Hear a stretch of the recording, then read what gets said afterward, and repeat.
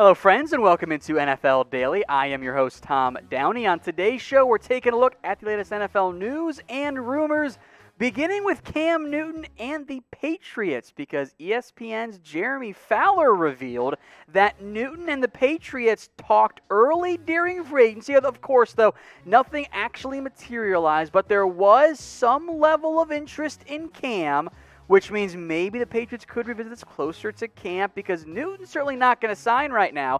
But at some level, the two sides did talk. They did engage, which is interesting because the Patriots made it, at least tried to make it clear that they're going to roll with Stidham and or Brian Hoyer as the backup, and Brian Lewerke is certainly not the guy either. But they've tried to make it clear, hey, Stidham's going to be our guy. We're going to give him the keys to the offense, see how things go. But it is noteworthy that they did reach out to talk to Cam and see where things were at. So, of course, Newton has not yet signed. Should the Patriots sign him? Type Y for yes or type N for no? I kind of like the idea.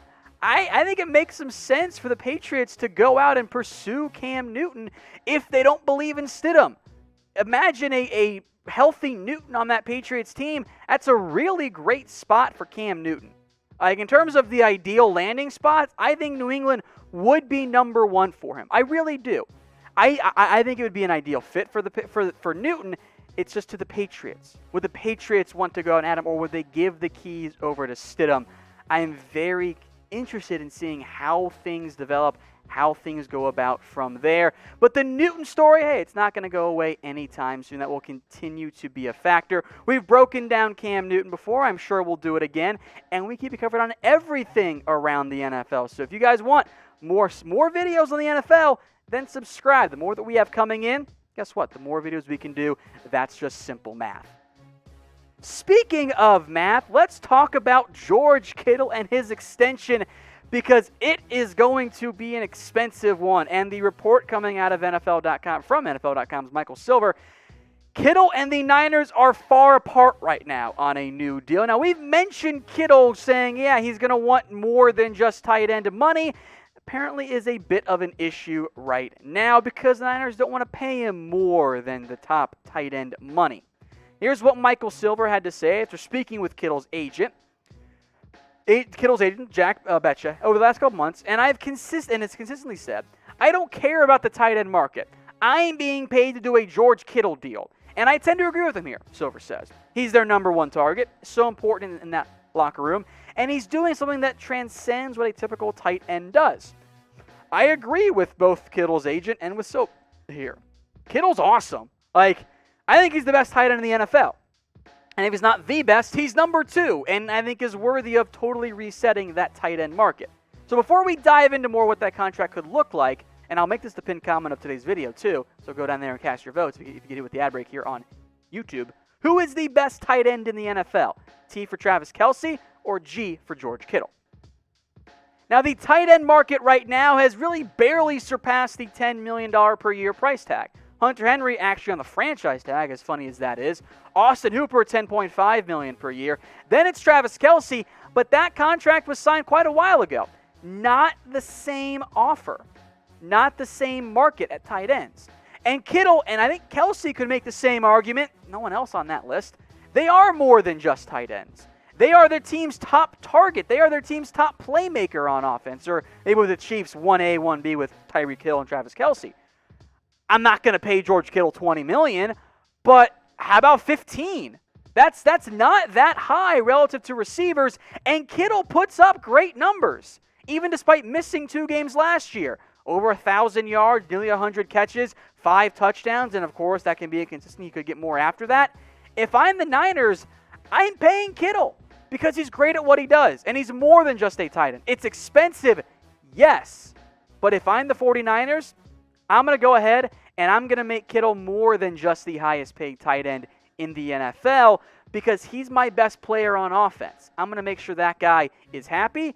If I have to overpay for him, whatever, based on whatever you want to do it, okay, that's fine.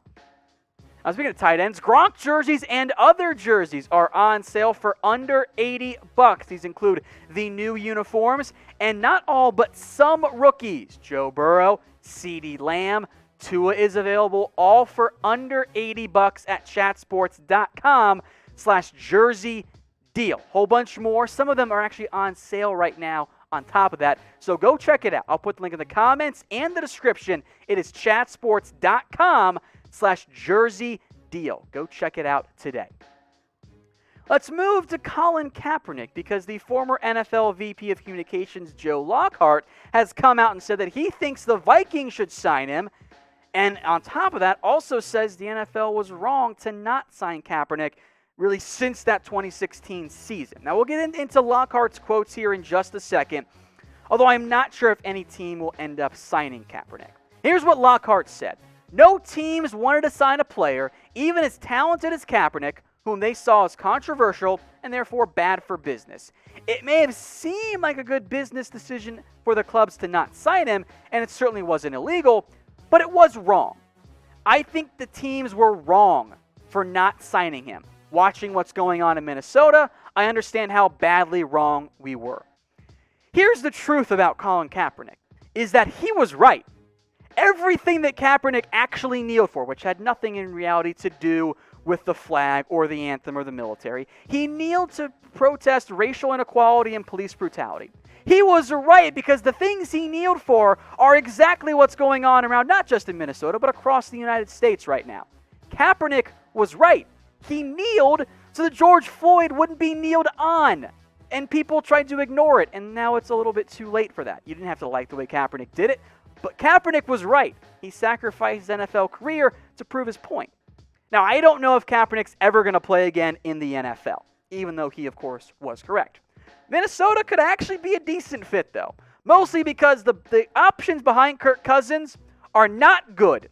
Sean Mannon, not a great player. Nate Stanley, wasn't that good at Iowa. Jake Browning, very weak arm. Now, at this point, we do have to acknowledge that Kaepernick, we'll see what he's got. Now, there have been claims Kaepernick's asked for too much money from other organizations. At this point, his NFL options are vet minimum with really no guaranteed money or not to play at all. If he doesn't want to play, okay, that's fine. I'd try, though, maybe. I don't think he'd be a great option. Not at this point. I haven't been away from the NFL for so long, but you could try. And if you don't want to sign Kaepernick, I get it. That's fine. You can type in your P for pass. But just remember, guys, that in the end, Kaepernick was right. He was right. This is exactly what's going on. The reasons Kaepernick kneeled back then are exactly why there are protests right now. Dez Bryant, let's go to him now here. His receivers coach, David Robinson, says that Bryant is receiving calls from NFL teams, which, of course, his receivers coach is going to say, but I do kind of tend to believe him here. Dez, another player who hasn't played in the NFL for quite a while here, but he's back training, he's in shape, has dropped about 15 pounds, and I am very curious if Robinson, when he says that he'll get a shot, is correct. Because I do kind of want to see Dez Bryant. In fact, I do want to see Dez Bryant get a shot in the NFL again. So some teams that producer Harrison and I kind of came together on that might make some sense. The Green Bay Packers, they don't have a whole lot in terms of beyond Devontae Adams, Allen Lazard, Devin Funchess. The Niners could maybe end up making some sense. I think the Ravens are a fit. I like the Saints, another option not on here. The Seahawks intrigue me. Dez would love to go back to the Dallas Cowboys, I promise you that. It's just not going to happen. So in reality, much like Kaepernick, I do the exact same thing for Dez. There is nothing, and there has never will be, and has never been in the past, anything wrong with a one-year deal for no guaranteed money, and you let players compete for a role. There is nothing wrong with that. You can do that with Dez Bryant. Maybe he makes the team.